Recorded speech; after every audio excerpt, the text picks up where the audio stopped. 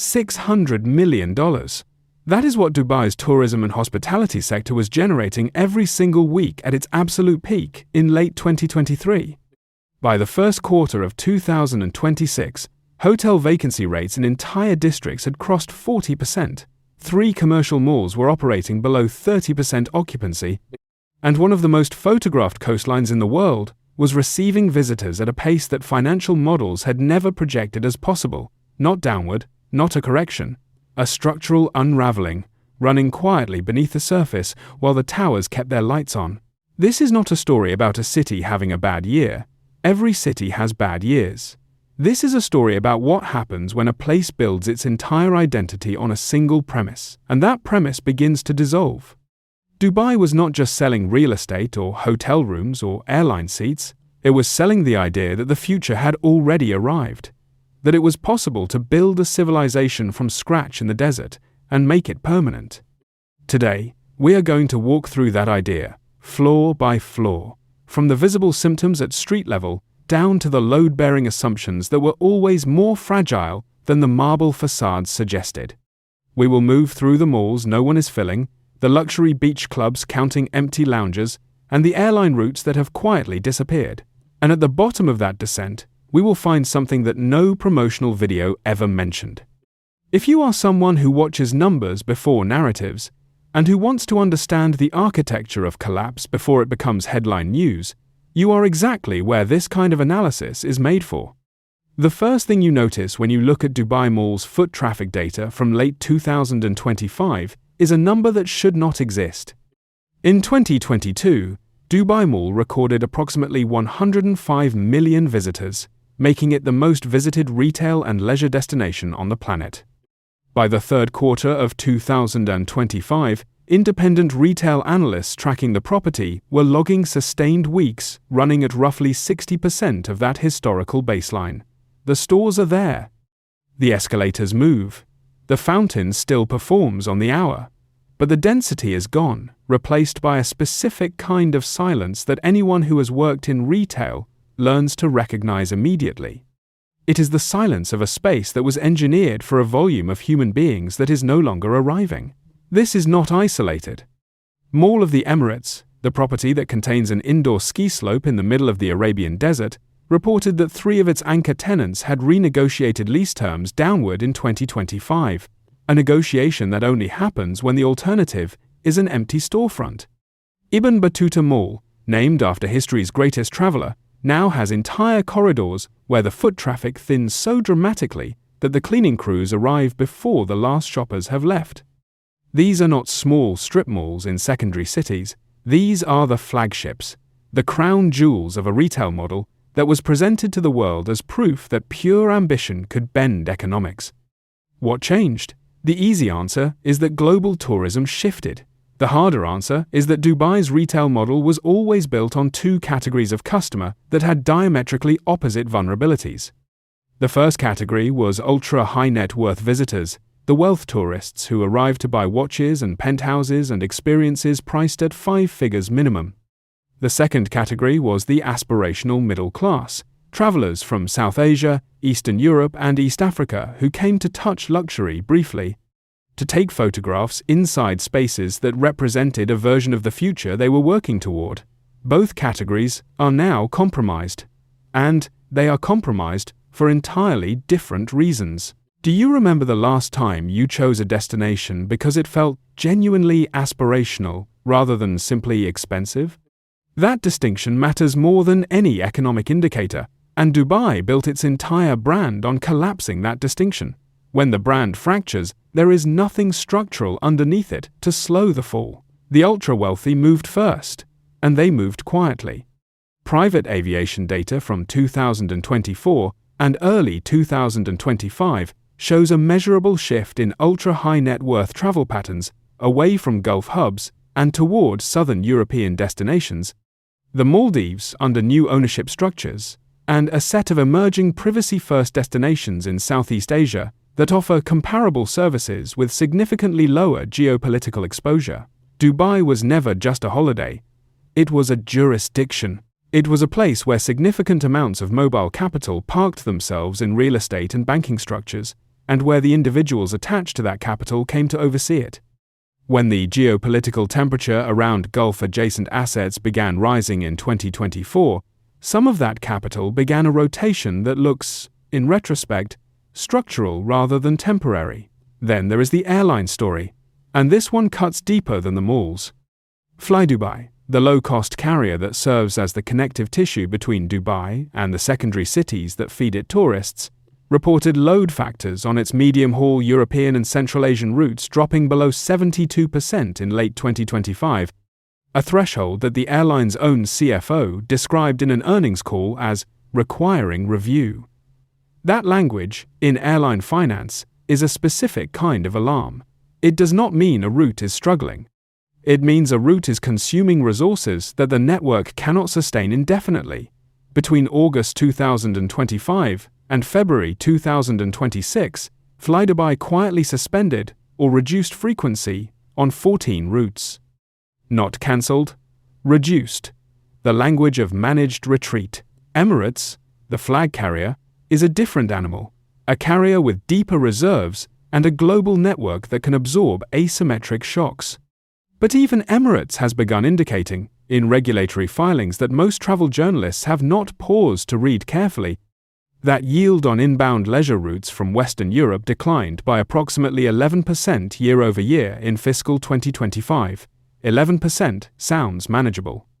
Until you understand that Emirates operates on margins that require load factors above 80% to cover the fixed costs of its wide-body fleet, and that an 11% yield decline on a high-frequency route is not a statistical blip, it is a signal. Here is the question that no one is asking loudly enough. If the airlines that were built specifically to funnel visitors into Dubai are pulling back on the infrastructure of arrival, what does that tell you about what the people running those airlines know that their own promotional materials are not saying? The beach clubs are where the human cost becomes visible in a way that spreadsheets cannot fully capture. Nikki Beach, Zero Gravity, Cove Beach. These are not just leisure venues. They were, for nearly a decade, the visual currency of Dubai's global brand, the images that appeared in every aspirational travel feature, the spaces that told the story of a city that had transcended geography. On a Friday afternoon in January 2026, an operational manager at one of Dubai's most photographed private beach clubs, who asked not to be identified by name, described his venue as running at approximately 45% of its pre-2024 peak capacity on what should be peak season weekends. He had reduced staff by 30% across 6 months. He was considering whether the F&B model, the food and beverage revenue that subsidizes the beach access pricing, was still viable at the margins his ownership expected. His name is not important. His situation is a template, replicated across 28 licensed beach club operations in Dubai, and you begin to understand that what is happening is not a single venue having a difficult season. It is a category of experience that was priced at a level the market has decided it will no longer sustain. The ghost that haunts all of this is the real estate exposure. This is the layer that sits beneath the retail and the airlines and the beach clubs, and it is the layer where the structural fragility is most concentrated. Dubai has approximately 550,000 residential units currently listed or in pipeline development as of early 2026.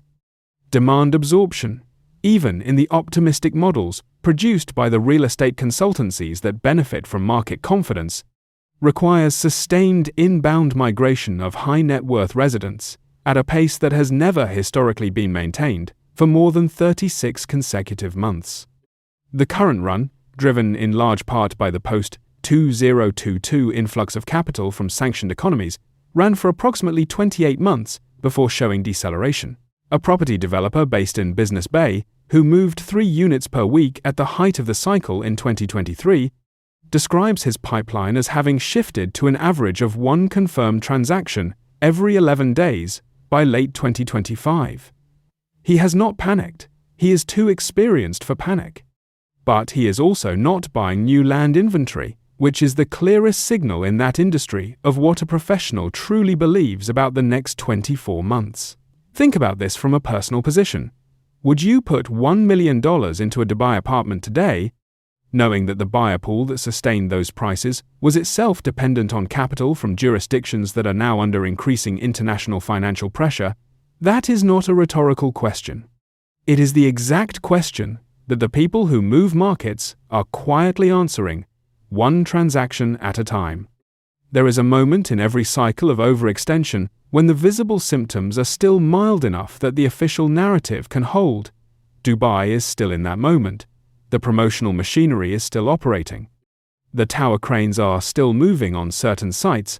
The government communications are still fluent in the language of vision and ambition and project milestones. But the data underneath the narrative is no longer moving in the same direction as the narrative. And that gap, between the story a place tells about itself and the numbers accumulating in the ledgers of the people who operate within it, is always where the real story lives. What Dubai built was genuinely extraordinary. That part is not in dispute. The engineering alone, the land reclamation, the climate-controlled retail environments, the logistics infrastructure connecting a desert city to every major market on Earth, represents a kind of concentrated human ambition that has few parallels in the modern era. But extraordinary construction is not the same as durable foundation. The Burj Khalifa is 828 meters tall and visible from 95 kilometers away. The sewage system it sits within was as recently as 2022 still relying on tanker trucks to clear the waste from buildings that did not have adequate mains connections. That is not an insult. It is a fact about the specific way Dubai prioritized spectacle over infrastructure, scale over system. And that prioritization is now expressing itself in every sector simultaneously. The question that matters, the one that will define whether Dubai manages a controlled correction or experiences something harder to contain, is not about tourism numbers or airline loads or mall vacancies. Those are symptoms. The question is whether the governance model that built Dubai can pivot fast enough to retain the mobile capital and mobile talent that the city runs on, when both of those groups have more options than they have ever had before, and when the specific advantages Dubai offered, low tax, high spectacle, jurisdictional flexibility, are being replicated with greater political stability in competing destinations. Nobody knows. That is the answer, and it is the only honest one. The malls will keep their lights on for a while longer. The airlines will adjust their schedules incrementally. The beach clubs will reprice. The real estate market will produce a cohort of developers who insist the next cycle is just beginning. And somewhere in all of that managed continuity, the actual decision will be made, not in a press release, not in a government vision document, but in the private calculations of the tens of thousands of individuals who chose Dubai once and are now quietly asking themselves whether they would choose it again. When a city is built on the premise that the future has already arrived, the most dangerous moment is not when the future fails to appear, it is when people begin to notice that the future has a different address. If this kind of analysis matters to you, if you want to understand the mechanics of these systems before the mainstream narrative catches up, consider leaving a like and subscribing so this work continues. Share this with someone who has a stake in understanding where capital and ambition are actually moving, not where the promotional materials say they are going. The bell icon keeps you connected to this channel's ongoing analysis of the places and systems that define how wealth and power actually function. This community is built around the people who want those answers early.